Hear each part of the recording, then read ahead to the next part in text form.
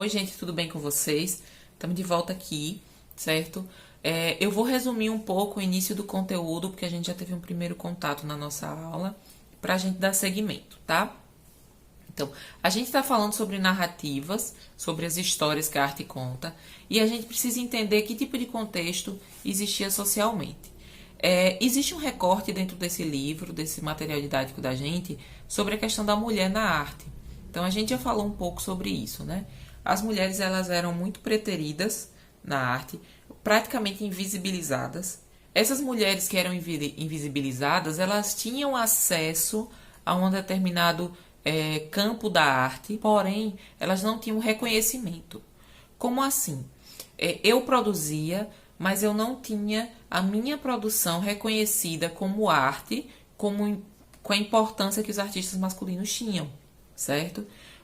Por que isso acontecia? Primeiro, porque eles acreditavam que as mulheres elas produziam arte de forma muito amadora, tá? Com o tempo, as mulheres elas foram conseguindo acesso, isso eu estou falando no âmbito europeu, às escolas de arte.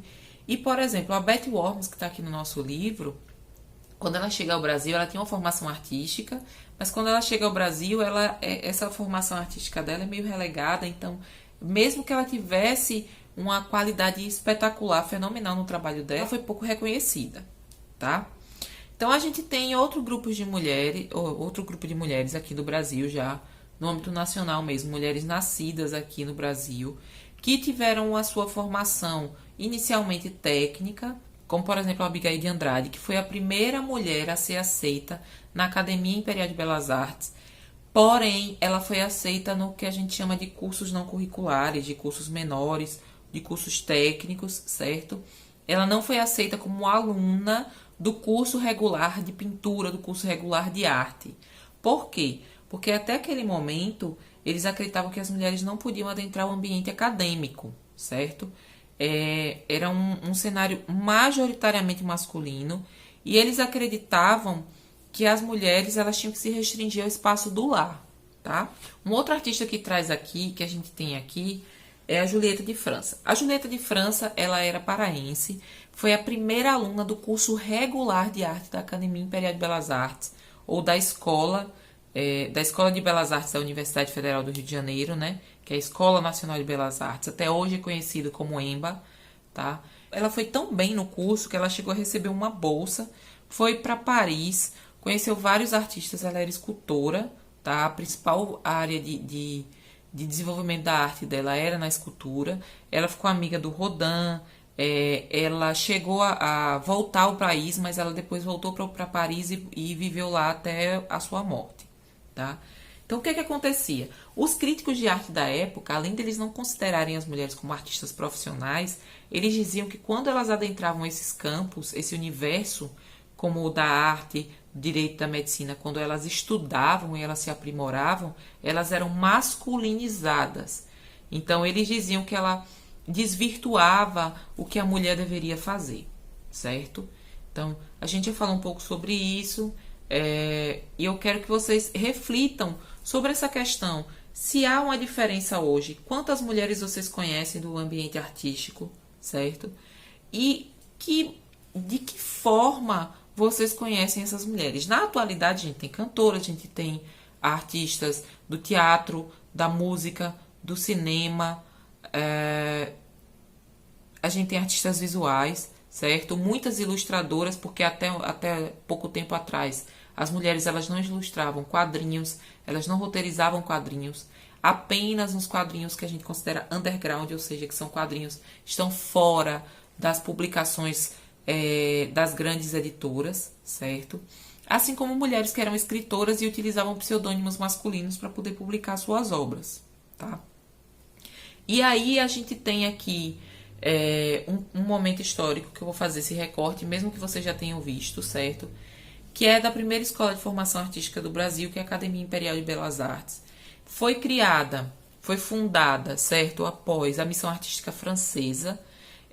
Os artistas franceses eles vieram para o Brasil com a função de formar os professores da Academia Imperial de Belas Artes e formar novos artistas brasileiros, tá? Que tivessem uma identidade nacional e ao mesmo tempo produzissem com aquele rigor acadêmico europeu.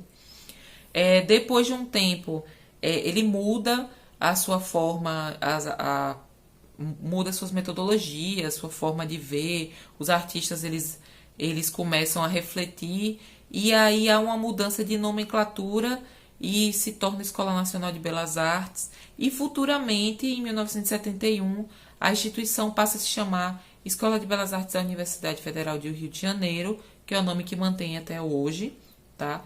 Mas é uma escola de arte super antiga, formou vários artistas importantíssimos aqui no país, tá? Ainda forma, é uma das escolas que tem uma referência não só de qualidade de trabalho, mas também referenciais teóricos, tá? O prédio da escola de arte ainda é um prédio histórico, é um prédio antigo, então existe toda uma história. Só que é o seguinte, o acesso à educação para as mulheres na escola de arte, ele foi muito difícil de acontecer, tanto que a primeira mulher a acessar foi já no século XX, e a escola surge lá no século XIX ainda, tá? Então, até que alguém consiga ingressar, até que uma mulher consiga ingressar nessa escola, precisou de muita coisa, muita água passou debaixo dessa ponte, como a gente diz, para poder isso acontecer, tá? Por que eu estou contextualizando? Porque a gente vai chegar num ponto que é muito mais reflexivo do que só as mulheres terem entrado. Nesse momento, eu preciso que vocês entendam que as mulheres que entravam na escola de arte, elas eram mulheres de família rica, certo? Elas eram mulheres brancas e elas eram mulheres que tinham essa oportunidade de sair de casa para estudar, porque elas não tinham que se preocupar com a sua vida financeira. A gente está falando de um curso de arte que foi criado, né, nesse processo próximo à abolição da escravatura, que foi criado dentro de um processo de abertura democrática. Era império quando ela surgiu, mas aí existiu todo um processo de abertura e do desenvolvimento da democracia, né? Da democracia. E a gente tem a mulher afrodescendente no Brasil. E que tipo de relevância ela tem dentro da produção artística? A primeira coisa que a gente tem que refletir é sobre como a mulher entrava na escola de arte e como essa mulher que era negra, que é negra, né? Ela não tinha essa opção porque ela estava tentando sobreviver. Então, ela estava trabalhando, ela estava cuidando dos seus filhos, ela estava tentando manter moradia, tentando garantir sua alimentação. Então, muitas das vezes, essas mulheres elas eram invisibilizadas. E isso não acontecia só no passado, não. Isso acontece até hoje. Quando a gente fala de artistas, de mulheres artistas negras, a gente fala de mulheres que se sobressaíram a um determinado ponto por alguma razão. Não só pela qualidade do seu trabalho, mas porque elas tiveram... Alguém visualizou aquele trabalho e conseguiu elevar aquele trabalho, certo? Então, a gente não tem... A gente tinha uma mulher que ela era representada nas obras dos outros, mas não se representava nas suas obras. A gente vai ter, por exemplo, depois de muitos anos, escritoras, mulheres escritoras negras, certo? Até porque o processo de alfabetização da mulher negra, ele demorou muito para acontecer de fato. As mulheres brancas, elas tinham acesso, as mulheres negras não, tá? E a gente ainda tem uma demora muito maior para que essas mulheres produzissem arte e falassem sobre sua vida cotidiana, sobre o reflexo de ser mulher negra e produzir arte e se identificar e outras pessoas se verem nessa produção artística da mulher negra. Aqui no nosso livro a gente tem a representação de uma obra do Antônio Ferrigno, que é uma obra chamada Mulata Quitandeira, certo? Então era isso, essa era a realidade dessas mulheres nesse período, essas mulheres negras, afrodescendentes, certo? Em contrapartida, a gente tem a obra da artista mineira Sônia Gomes, onde ela vai falar, ela é uma obra de arte contemporânea, então vocês observem o hiato, tá, histórico, para que essa artista ela se sobressaia, tá? Quando a gente fala de arte, a gente está falando de vários âmbitos, mas a gente vai ter na música a Benedita da Silva, tá? Muito importante como representante do samba. Ivone Lara, que foi uma das principais sambistas, tá? A gente vai ter outros artistas de outros meios, como o teatro, tá? A gente tem teatro e cinema, a gente tem mulheres negras que já fazem parte desses primórdios do teatro e do cinema aqui do século XX no Brasil, certo? Mas nas artes visuais ainda existia uma dificuldade muito grande. E aí a Sônia Gomes, o que ela faz? Ela demorou muitos anos para conseguir expor suas obras dessa forma, dessa maneira, fora do país, tá? E ela participou dessa exposição falando sobre gênero e raça. E aí ela pega tecidos, ela cria espaços, ela cria vestimentas e ela cria instalações onde existe uma relação com a cultura popular, com fazer, com as artes manuais, tá? Tradicionais.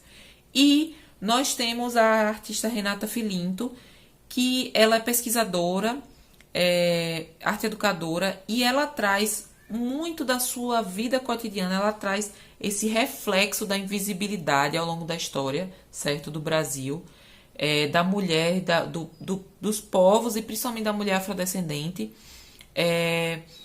A ausência de capas de revista. Hoje a gente tem uma revista que surgiu há cerca de 17 ou 20 anos atrás, eu não me recordo exatamente, mas eu me lembro da primeira capa de revista exclusivamente para o público negro, que é a revista Raça, certo?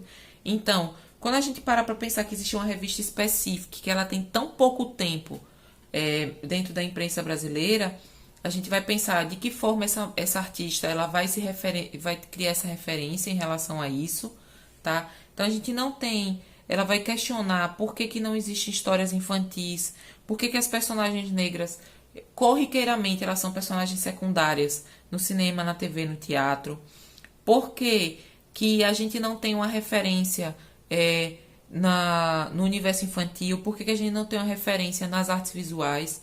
E isso tudo ela vai utilizar para fazer a sua produção artística, tá?